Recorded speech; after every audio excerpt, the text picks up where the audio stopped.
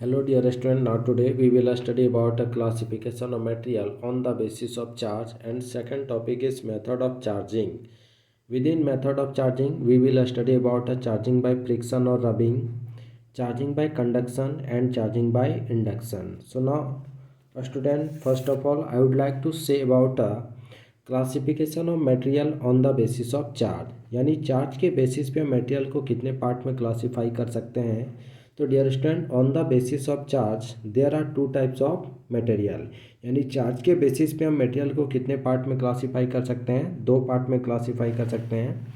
First is conductor and second is insulator. Student, हम दोनों को वन बाय वन पढ़ेंगे। तो सबसे पहले हम लोग क्या पढ़ने वाले हैं, कंडक्टर। तो देखिए कंडक्टर यानी व्हाट इज कंडक्टर। तो student, there is a material and there are two points inside the material A and B and charge Q is placed at point A। ठीक है स्टूडेंट, बट कुछ समय के बाद हम लोग क्या देखते हैं कि ये जो चार्ज Q है वो पॉइंट A से मूव करके कहाँ तक चला जाता है, पॉइंट B तक। यानी इस मटेरियल के अंदर charges can move from one point to another point, then these types of material are known as conductor. ठीक है student, conductors are material in which charges can move from one point to another point. Example silver, copper etc, जितने भी metals होते हैं वो क्या होते हैं, कंडक्टर्स होते हैं। ठीक है, यानी उसके अंदर चार्जेस मूव कर सकते हैं from one point to another point. Now student, second point insulator. तो देखिए यहाँ अगेन हमारे पास एक मटेरियल है and there are two points A and B and charge Q is placed at point A. But student, हम क्या देखते हैं कि 1 घंटा 2 घंटा के बाद भी अगर हम इस मटेरियल में चार्ज को देखते हैं तो वो चार्ज ए से बी तक मूव नहीं कर पाता है। यानी इस वैसे मटेरियल जिसके अंदर charges can not move from one point to another point, है ना, तो वैसे मटेरियल्स को हम लोग क्या बोलते हैं, insulator. Insulators are material in which charges can not move from one point to another point. Example diamond, rubber, plastic, dry woods etc. ठीक है student, now next topic is what, method of charging of body, यानी किसी भी body को हम कितने तरीके से चार्ज कर सकते हैं।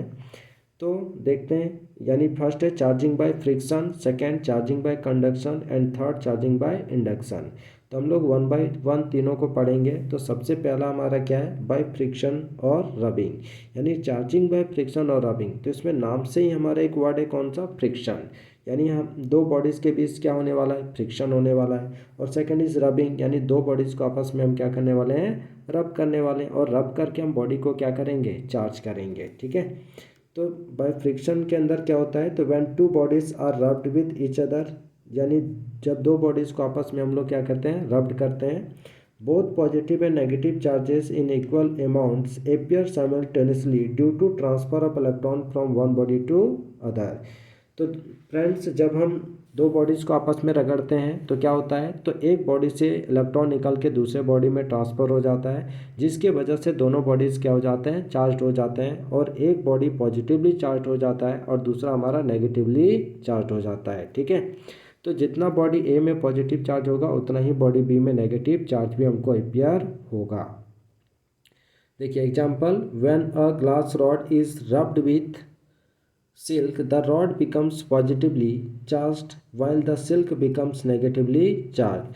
जैसे यहाँ पे ग्लास रॉड और सिल्क क्लॉथ को क्या किया जाता है, आपस में रब किया जाता है, तो हम लोग क्या देखते हैं कि ग्लास रॉड पे पॉजिटिव चार्ज आ जाता है और सिल्क क्लॉथ पे नेगेटिव चार्ज आ जाता है। अब हम एक चीज़ देखते हैं कि जितना पॉजिटिव चार्ज हमको ग्लास रॉड पे अपियर होता है उतना ही नेगेटिव चार्ज हमको कहाँ पे अपियर होगा, तो सिल्क क्लॉथ में अपियर होगा। ठीक है, चलिए सेकंड एग्जांपल देखते हैं। तो सेकंड एग्जांपल में हमारा क्या है कि ebonite rod is rubbed with ul, the ebonite rod becomes negatively charged while the ul becomes positively charge. यानी हम एबोनाइट रॉड को उल क्लॉथ के साथ रगड़ते हैं तो एबोनाइट रॉड पे नेगेटिव चार्ज आ जाता है, और एबोनाइट रॉड में जितना नेगेटिव चार्ज आता है उतना ही पॉजिटिव चार्ज हमको कहाँ पे दिखाई देता है, उल क्लॉथ में दिखाई देता है। ठीक है, यानी सेम अमाउंट में हमको अपियर होगा।